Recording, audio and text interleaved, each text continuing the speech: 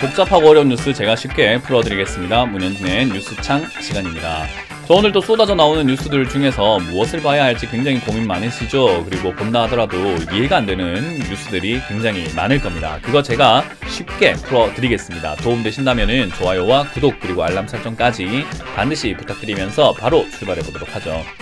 자, 일단 오늘 첫 번째 뉴스는요, 파월 의장이 테이퍼링을 가속하겠다라는 이야기를 넌지시 내뱉고 있습니다. 사실 이 파월 의장이 연준이죠. 연준에서 테이퍼링을 늦출 수 있다라고 기대를 해왔는데 사실은 그렇지 않은 것 같아요.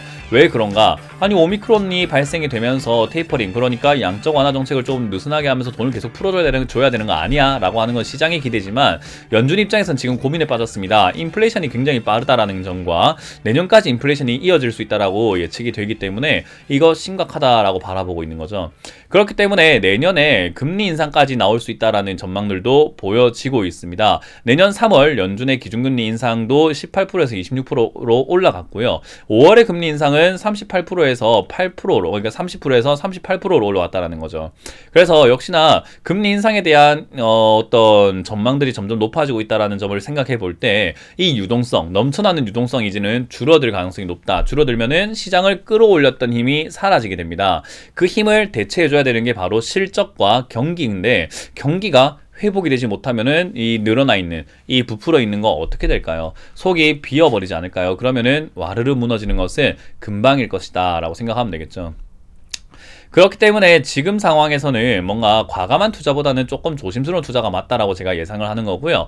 호주 중앙은행도 결국 내년 2월에는 양적 완화를 종료할 것이다 라는 이야기도 나오고 있는 거죠. 그래서 예상치가 뭐 이제 경제 성장률이 생각보다 잘 나오고 있는 거 아니냐, 그러니까 회복을 좀 했다, 그러니까 이제 양적 완화 해도 된다라는 건데, 이 회복을 했다라는 것 자체가 많은 분들이 이제 먹고 살만해졌다, 그러니까 경기가 좋아지고 기업이 앞으로 성장할 것이야 라고 생각하시는 분들이 많은데, 그런 회복과는 조금 다른 질의 회복입니다. 그래서 이게 회복을 한다라는 것은요, 우리 그 암투병 환자를 생각하시면 좋을 것 같아요. 암투병 환자도 약을 그냥 아무렇게나 막 먹이는 게 아닙니다. 뭔가 체력이 올라와야 약을 먹을 수 있어요. 그거 다들 알고 계시죠? 체력이 올라와야 약을 먹을 수 있습니다. 왜냐하면 굉장히 약이 독하다라고 하잖아요. 그래서 사람에게 굉장히 힘듦을, 고통을 좀 안겨다주고 힘들게 이렇게 투병을 해야 되는 이유가 약이 독하기 때문이라고 합니다. 그만큼 체력이 되지 않으면 약을 넣기가 힘든 거죠. 그거예요. 경제 성장률이 지금 올라왔다라는 것을 정상으로 돌아왔다 이런 느낌보다는 약 넣기에 괜찮은 체력이 된 것 같다라는 거죠. 금리 인상은요, 충격을 줍니다. 결국은 양적 완화를 하고 이런 것들을 돈을 계속 뿌리기 때문에 망해야 되는 기업도 살려내면서 조금 이렇게 버티게끔 만든다라고 한다면, 그런 부분들이 이 양적 완화를 끝내고 금리 인상으로 가게 되면은 발작을 일으킨다라고 하거든요. 그런 발작이 충격을 최소화시키려면 경제 성장률이 좀 올라와줘야 되는 거죠.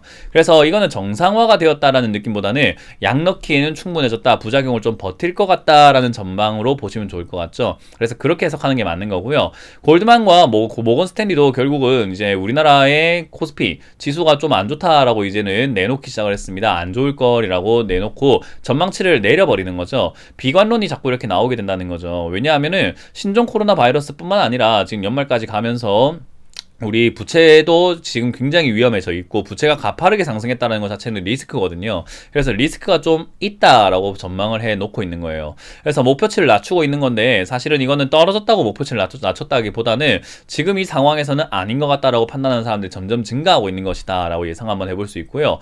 결국 이제 우리나라에서도 2700선까지 밀릴 수도 있다라는 그런 이야기를 하고 있는데, 저는 2400선까지 예상을 하고 있잖아요. 그만큼 지금 지수는 올라와 있는 게 조금 이상한 상태긴 합니다. 그래서 약간의 이런 오미크론이 뭐라고 대단한 것도 아니지만은 그것 때문에 지수가 더 밀릴 것이다라고 갑자기 예상을 하는 거거든요. 근데 이게 갑자기 예상했다기보다는 심각한 내용으로 번질 수 있다라는 건데, 왜 오미크론과 같은 저런 변이가 나온 게, 델타도 나왔고 뭐 여러 가지 변이 바이러스들이 있었는데 왜 갑자기 이렇게 뇌 하나 나왔다고 해서 증시가 빠지느냐라고 의아해할 수는 있겠지만요, 쌓이고 쌓여 있는, 우리가 그 친구들끼리 장난칠 때도 그래요. 요 한 군데 요렇게만 때리고 있는데 아주 가볍게 때리고 있는 거죠. 톡톡톡톡. 근데 이거를 1시간 동안 때리고 있으면 여기에 멍이 들거나 아파져요. 왜 그러냐면은 우리 가랑비에 옷 젖는다는 이야기처럼 자꾸 쌓이다 보면 점점 아파지거든요. 그런 것처럼 이게 똑같아요. 별거 아닌 것 같지만은 증시 체력이 약하기 때문에 점점 쌓여가는 거고, 쌓여가는 과정에서 호재가 없다 보니 당연히 내려갈 것이다 라고 예상하는 것이 자연스럽게 되는 거죠. 그래서 아주 쉽게 생각한다면 내려갈 때가 돼서 내려가는 거에다가 이런 오미크론과 같은 약간 변명거리, 핑계거리, 명분을 그냥 얹혀 놓았을 뿐인 거다라고 보시면 되겠습니다. 자, 그래서 지금은 최악의 시나리오도 전망이 되고 있는 부분이고요. 거기다가 지금 문제는 인플레이션이라고 말씀드렸는데 골드만삭스에서 이런 전망이 나오고 있습니다. 내년 인플레이션이 아시아가 유럽보다는 덜할 것이다 라고 하죠. 유럽이 굉장히 심할 것이다 라고 보지만 결국 아시아권도 강하게 나올 가능성이 높다라고 보는 거예요. 왜냐하면 아시아에서는 생산을 좀 많이 하거든요. 그죠? 다들 알고 계시겠지만 중국, 동남아 이런 데서 생산을 많이 하기 때문에 그런 데 있어가지고 유통이 미국이라든지 뭐 유럽으로 바다 건너가는 게 힘든 거지. 우리끼리는 좀 괜찮지 않을까라고 하는 그런 부분인 거예요. 그래서 아시아가 유럽보다 덜 할 거라고 하니까 우리가 인플레이션에서는 조금 덜 영향을 받을 것이다라고 예상을 하는 건데 그럼에도 불구하고 상당 부분 영향이 있을 수밖에 없을 것 같아요.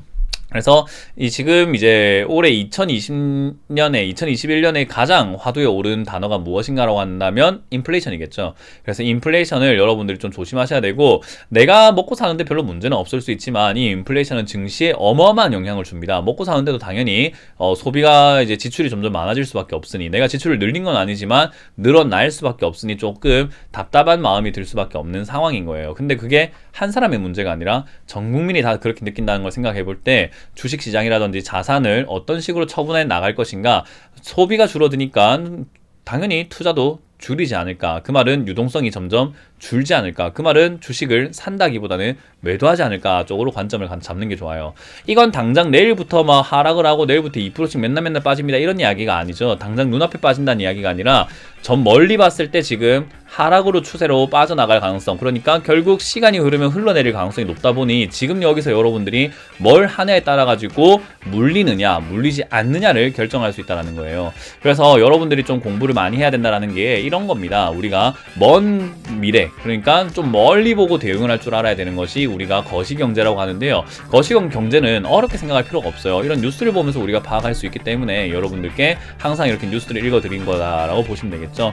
하여튼 좋은 뉴스가 나오면 정말 좋을 것 같은데 보이지 않습니다. 아직까지는 보이지 않는 뉴스들이 많아서 좀 더 좋은 뉴스들이 나오게 되면 여러분들께 보여드릴 테니까요. 그때까지는 이런 뉴스를 보면서 여러분들이 투자하는데 좋은 조언이 되시길 바라겠습니다.